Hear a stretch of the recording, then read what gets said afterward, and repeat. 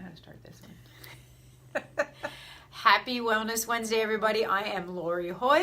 And I'm Dr. Fawn Schaefer. And we are back at it again today to give you some things to think about and hopefully change your mind about the way you're using your technology. Right. Now, yesterday, at the end of my live broadcast, I said, parents, you need to watch today. You do as well as your kids because you both could have this problem if you're not careful. Right. So we all know, I as a chiropractor notice this way more than a lot of people, but what do we do all day long? We either have a phone in our hand, a tablet in our hand, or even just sitting at a computer. We're all hunched over. It's really become a problem, and it's called tech neck. Exactly, Michelle.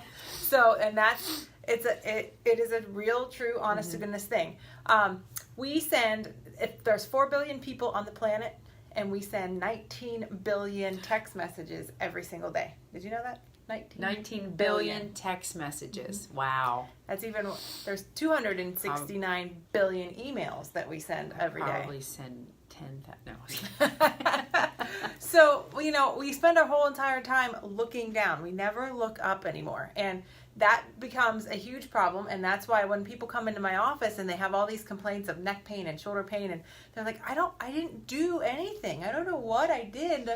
And, how often do they, I have families, and I'll have one person on the table and the other people in the room aren't even looking at me. They're looking at their phone and or playing their iPad or whatever technology piece that you own. Yeah. So it's become an epidemic right now, in that this thing called tech neck is a real thing. It's causing lots of different issues in people. So we're here to tell you a little bit about what it can be and how to fix it and go from there. So. Right. And so if you guys have been following me at all, this past couple weeks I've been suffering from a little bit of elbow issue, which has been chronic.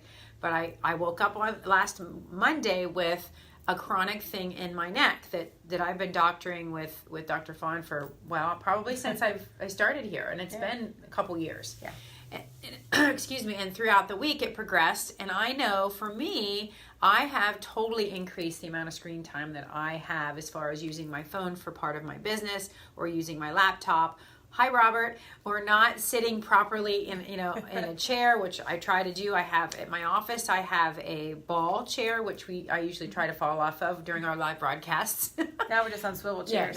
So I try my best, and I'm not perfect at it, but I try my best that when I am sitting, I at least am being aware of how I'm sitting, but that's not enough. Right. Yeah, exactly. So we all know, first of all, we all know the indicative posture. Our head goes down, and our shoulders slouch, and then our thumbs are going crazy, usually if we have a phone in our hand or something like that. That posture all day long is just not good for our spine. Yeah. The first thing you need to know is the human head weighs, on average, about 10 to 12 pounds, okay? Like a bowling ball. That's crazy. But for every degree forward, your head actually increases in the amount of weight that your neck has to hold up. So when it goes 15 degrees, it makes it 27 pounds. I don't know what your phone just did. I just wanted to make sure. I don't know. And if it goes 30 degrees, that makes it 40 pounds. If it goes 45 degrees, that makes it 49 pounds. And if it goes 60 degrees, which is about the amount that you're looking when you're looking down, that makes your head 60 pounds of weight pulling down on your neck. Due to gravity. And the weight. Yep. Yeah. You're not actually strapping weights to your head, but that's what gravity will do. Okay. Yeah. So your posture is. And then if you imagine being in that position for hours a day, I bet you don't even realize how many hours and minutes of the day you are in that position. I don't even want to think about it. Right? So what that does is the curve of your neck goes like this normally, but as she's going forward, it further and further extends it so that people lose the curve in your neck, and the curve of your neck is very important. I should probably have a spine. Okay, mine. You want me to get that spine? Yeah, let's get that spine. Here, hold that thought. I'll show you. Kinda. This is. Oh, you can just bring them. It goes off the. Yeah. Pick it. Oh there my gosh, it's heavy. Is this how heavy ours are? Really? Well, is that how heavy our spines are? Man, I thought that was like nice and light. But hi, Tim. So the curve of your neck is supposed to have this nice little C shape to it, And as we go forward, we lose all of the cushion of the curve that's there. And the curve that's there is very important in for our ligaments and our joints and our discs that are in there. So it puts a lot of pressure on the joints. It puts a lot of pressure on the discs. And you can actually lose the curve of your neck by sitting like that all day long. So it's very important that your spine have all these curvies in it. And if it doesn't, from a chiropractic standpoint, that's where a lot of problems come from. Yeah. So, as I'm sitting we're all sitting up straighter. So yeah, so what are some signs of tech neck? Well, obviously, poor posture. Right. So when you just look at people, just look at them. And nobody, as soon as I talk about posture to a patient, I'll see them do exactly what she just did. They just kind of sit back up. You can remind yourself all day long to be in a good posture. That lasts for about 37 seconds until you forget, and then you start do this, and you're So it just, but that's the reason we have the poor posture is we're always looking like we're always in that way. But what that in turn leads to is neck pain, shoulder pain, tingling and numbness down into your fingers and your arm and your thumbs, and and it can also lead to headaches. So if you have any of those symptoms, and you don't have to have this huge trauma to cause those things. Right. It's more often, I tell my patients this every day, it's your everyday life. Like the way that you sit, the posture that you're in, whether you're in school, kids that are sit there all slunched up looking at your teacher, or playing with your phone while you're supposed to be paying attention to your teacher. Right. I'm sure that's allowed. Well, I can say headaches aren't, I don't have that issue, but I do, on occasion have the neck pain and the shoulder pain and so definitely something that I'm going to have to. And the nerves of your neck, they go down into your arm. Yeah. So when they're pinched up in here because you're in a bad posture, the nerves of your neck can cause all sorts of stuff in your hand. It can cause pain. It can cause tingling and numbness. Not to mention like tendonitis in your thumbs. It's a thing. It's like called gamer's thumb or something. Gamer's thumb. I've heard of that. Yeah.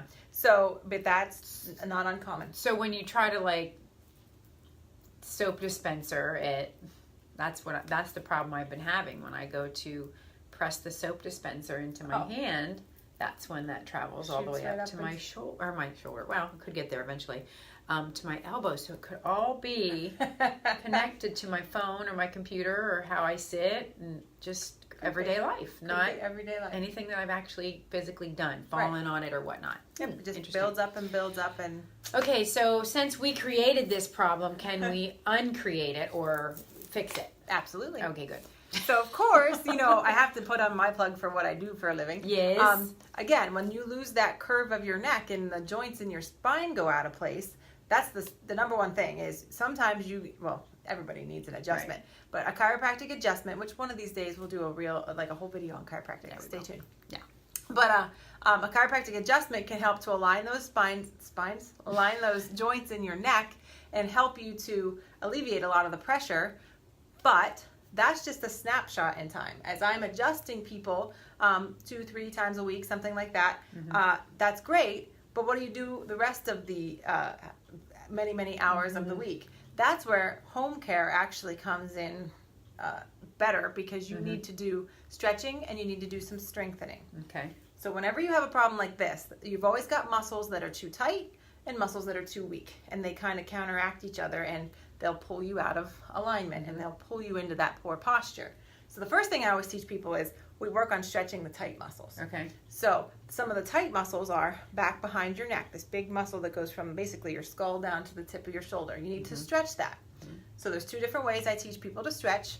I have them put their head down and do like a half a circle. Not all the way around, right? Yeah, not all the way around. When I tell everybody half circle, that sometimes they think, oh, a whole circle's better. No, just half. So all you're doing is stretching each side about 10 times to each side. That's the first one. Another easy one is just to kind of take your head and pull it sideways. I did this in my class. And forward just a little bit. Yep, and you'll feel it stretching right up each side. So that's what you're trying to do. Just You're doing it now, aren't you? You're all trying You're all sitting there going, oh, wow, take your eyes off the screen a minute and do it. Yep. Seriously, it feels good. It does. So those first 2 stretches stretch out the big muscle in the back of your neck that get tight. That think of that as your stress muscle. Like everybody when we hunch and we our shoulders go into our ears, and that's why. So one thing a lot of people don't realize comes from that posture is, again, think about how we are. We're all slouched. So the other really tight muscle is our chest muscle. Our chest, when they contract like that, it pulls you out back here in your neck and shoulders. So you have to stretch your chest, whether it's just putting your hands behind your back and opening up your chest, something like that. Lori will be our model. There she goes. I do it this way. Yep. And she'll feel it stretching right in through here. And I always have everybody look up. Yep, and looking up, and that'll open you up. It stretches right across your shoulders, too. Exactly. Or, another good way, even though the doorway's over there, is to stand in a doorway. Yep. And then you lean inward. Lean forward. Yeah, and you'll feel it stretching right in there, too. So those 3 stretches, that's step 1. That's what I give all my patients to start with. I just say, let's work on just relaxing some of those tight muscles. Michelle says she's I'm doing it. Good. But then, okay, so like I said, we stretch and we stretch and we stretch. But then, so tomorrow Lori says, I'm going to have good posture tomorrow. I'm going to go to work and I'm going to be all nice and tall and until, you know, somebody comes in to talk to her at the center and then she's slouched. Yeah. So what you also have to do is if you train the muscles in your back to hold you in a better posture, then you won't have to think about it so much. If you actually strengthen certain things to pull you backwards, then you'll be more prone to have a better posture just because your body's used to that now. So okay. I teach my patients 2 very simple things. First of all, you need one of something like this, like one of your, a lot of people have resistance bands in their house, whether it's this. But not a towel. It has to be something. Yeah, it should be something stretchy. Okay. Yep, because you want to use it as a resistance. So the first muscles you want to strengthen, all the way around, are the ones right between your shoulder blades, right back here. If you imagine when you're taking this rope and you're pulling backwards, you're gonna do like a fly, you're gonna straight. Yep, just like that. Pretend you're like squeezing something between your shoulder blades, and you pull it back and you hold it for a few seconds and you let go and you pull it back and you hold it for a few seconds. That's gonna strengthen these muscles and pull your shoulders backwards. That's what you want to do. So today I have a t-shirt on. I should have worn it. Yeah, today all day. She doesn't. But that's a special reason. That's the first one. Then the next one, this is one that no female wants to do, and it's funny because I call it the double chin exercise. Lori doesn't have enough stuff to give her a double chin, so we'll let her try it. I've got some waddle happening. But the next thing you want to do, okay, just try this for a second. Great. You want to strengthen these little muscles right behind your neck because these muscles, again, when you're forward, they're really weak. If you strengthen them and you have them pull your head backwards, that will help you lift your head up. So you're going to take that band and put it around your head, like up top. Yeah, up here. Okay. Yep. And then you're going to slide straight backwards, pretend I'm like pushing your chin that way. Yep. There you go. Straight back. Yep. Oh, Ta-da. that's fun. Yeah, right. You're doing it right now. You know you are, right? Because you don't want to tilt your head up. You don't want to tilt your head down. Yeah, you want to go straight back. She's doing a really good job. And and she probably feels it right in through here. Yes, I do. Holy cow. She might do that the rest of the time. I don't know. But those 2 simple exercises. Yes, I am. Good job, Michelle. She gets a sticker for today. Here's what I tell people to do. This little thing is simple and easy. Yeah. Keep it in your desk drawer. Keep it by your TV or something. And just do a few sets of them every day, like 3 sets of 10. Just take a break in between and do them for a while. That will help to naturally just pull you upward. So stretching and strengthening and getting an adjustment regularly are the best ways to kind of alleviate the response to tech neck. But another good thing, and one thing you have to realize is, if you're conscious of it, change the way that you're sitting there. Change your ergonomics, so to speak. Right. So they make these. I don't really know what they are, but they have like holders for like your phone and your tablet. And yes, I've seen them. You can get things to hold it in front of you instead of looking down. So if you're reading on a Kindle or something, you want to make sure that it's in front of you. And or the other thing I tell people to do is sit on a chair with a back.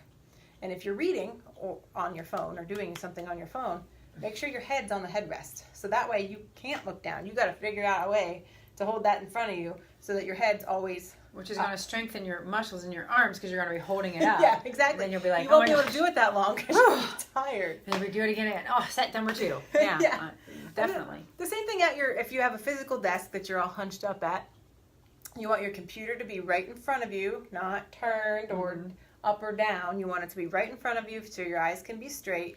You want your your keyboard or whatever to be where your elbows can be 90 degrees and looking straight on, not turned, but that's ergonomically correct too. So evaluate your desk. If you're somebody that sits at a desk all day like this, try to figure out how you can change it to be in a better posture. And one of the best things you can do, if you can afford it, is to get a standing desk, because you're forced then. Standing is also a good thing. I mean, even though you need some movement when you're standing, because you don't want to stand in the same exact posture for way too long either, correct? Correct. So you want, you give yourself a little bit of movement, but you have it up to that point where you don't even have to think about it. It's already there.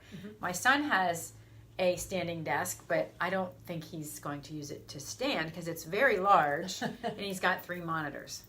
Whatever. But they're becoming more popular now. Yeah, so. I would like to have one. And the nice thing about them is, you don't have to stand all day. You stand for a while, you sit for a while, you stand for a while. It's really awesome. They actually have, and I've seen them at not Home Depot, but Office Depot, where it's an addition to your desk. You just set it on your desk, and then you press it, and it will come up and it'll go down. So it's not an actual desk; it's just an attachment or something. Yeah. So you could get that as well, and that would be helpful. So so you just have to be conscious. Like, we all know we do it. So when you're just think of, okay, I'm doing this now. How can I change that? Yeah. So don't be out there saying I don't ever do that, because we do. Even with the best intentions, we still fall short, and it's okay. But we can correct it, which is a good thing. Absolutely. It doesn't have to be that way forever. So what's long-term ramifications if someone doesn't adjust or stretch or strengthen those muscles? What are some things that could potentially happen? That's where you get the chronic neck, shoulder, back pain. And when you're pinching those nerves in your neck from a chiropractic standpoint, that's how your brain talks to the rest of your body. So if you're pinching those nerves consistently every day, all day, those nerves go to so many important things, especially in your neck. It's your immune system. It's your sleep center. It's your she's like, I'm all stuffy.